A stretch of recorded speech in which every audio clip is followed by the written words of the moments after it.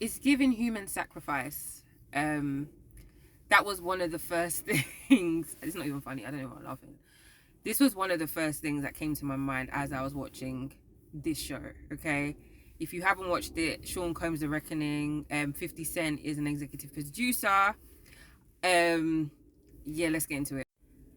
Now, when this like the trailer dropped like a couple weeks ago, I thought it was a joke. I thought like 50 Cent was trolling, and then when I realized it was a real thing, I was like, oh my gosh. So when it I don't know if it dropped yesterday, the day before, watched it yesterday, and I was honestly I was gagged. The first scene is him in his hotel room talking to his lawyers, like maybe a week or so before he gets arrested. And I'm just thinking, how did they get this footage? How did was he doing his own documentary, or was he documenting him?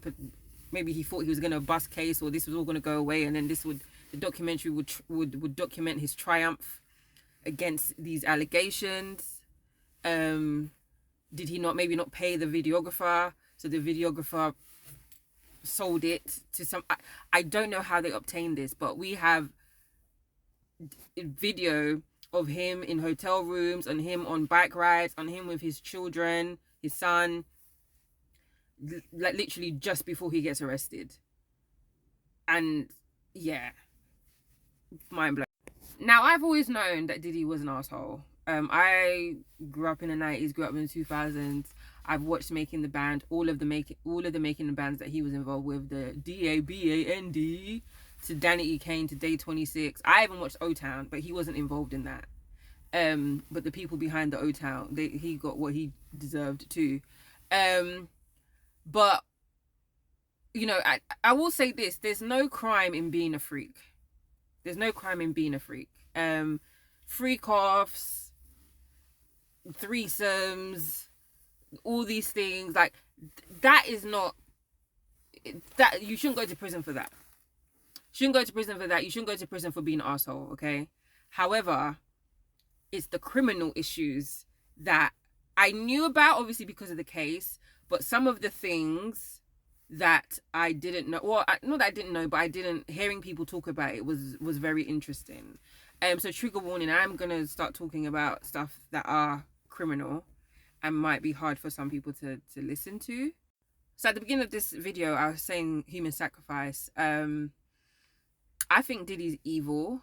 And I knew about the Stampede thing. I knew about it. I watched I don't know, it was Behind the Music or whatever it was, but I've watched documentaries where they talked about that, and he was like, that was one of the lowest points of his life, you know. But when I watched it, I was young. Now I'm older and I have like a different mindset about it. Part of me's thinking, was that the first sacrifice of a spiritual level or something to him to get to the next level? Because after that incident, tragedy rather, where 9 people lost their lives because of a poorly managed crowd control, his popularity skyrocketed. Then you have the allegations that he is possibly behind the Tupac shooting, the shooting at the studio. Then you've got the death of Tupac, and then you've got the death of Biggie. Okay, and literally after these incidents happen, his stardom goes even further up. Now maybe I'm too Nigerian for this, but I am one of those people that if someone is evil, or someone, is capable of evil things, I never put anything past them. Some people, you've got to think about it. When people that are evil get more powerful or become more popular, you've got to think, how is this happening? Are they destiny swapping with people? Are they visiting the Babalawo? Like, are they visiting, people that do charms? Whether you believe it or not, I believe it. I believe in things like that. I mean, I don't do things like that, but I believe in things like that. I'll never forget, my mom used to tell me, like, there's some people, like, their riches, they got it because the Babalawo told them to sleep in mortuaries, or they have to break eggs or something. Like, there's evil people in this world that will pay a lot of money to hurt other people. And I just feel like Diddy's one of those people. You know, I honestly believe he's one of those people. So that is that aspect of it that I was like, all these people either dying or going to prison, and then his stardom rises even further. Coincidence? And then this is the trigger warning part. Well, more of a trigger warning. Several times, obviously, we know that, you know, the drugging, the essay, you know, that he's been accused of and things like that.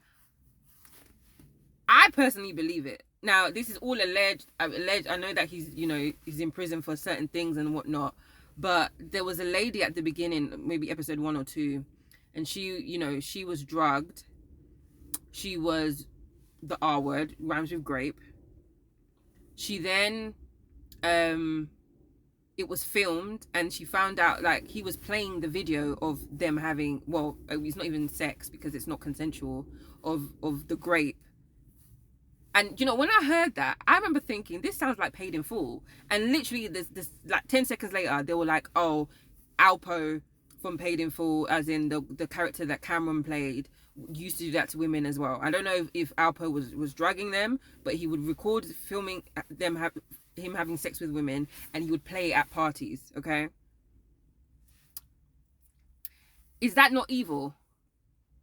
If someone can do that to someone, why won't they set up someone to die? They might not pull the trigger, but why would they not set up someone to die? And this same pattern, it, you know, Cassie is the one that talks about it with Cassie. Aubrey as well. Let's even talk about Aubrey. Aubrey reads out emails that he would send to her. He would bully her. And the thing is, I watched the show. He did used to bully her. And you could tell that she always used to push back.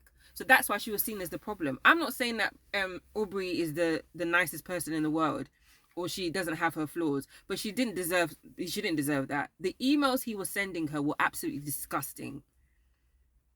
And what happened to her that someone said, I saw happen to you, she didn't even have any recollection of it, was disgusting. The same story I told about the woman before, the same thing happened to her. But she can't remember, she doesn't know. But someone got in touch with her, or got in touch with her lawyer to say that this is what, I saw this happen to you. But at the time I couldn't do anything about it, or X, Y, and Z. And I feel like, even from the guy that was hired to be their third, they were having the threesomes with that black guy.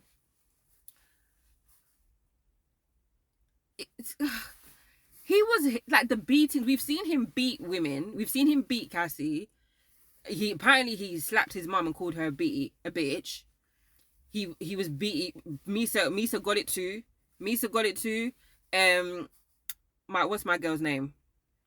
Misa and Kim Porter as well. I'm really confused, because even the sons, is Justin in on it too? Because he was in the video. Guys, there's so much, I can't even talk about everything, but you guys need to watch it. Kalina, girl, get it together. Get it together. A mess. Guys, this was a good 50 Cent. I mean, 50 Cent ain't ish either. But this was a well done documentary. Yeah. Please watch this show on Netflix.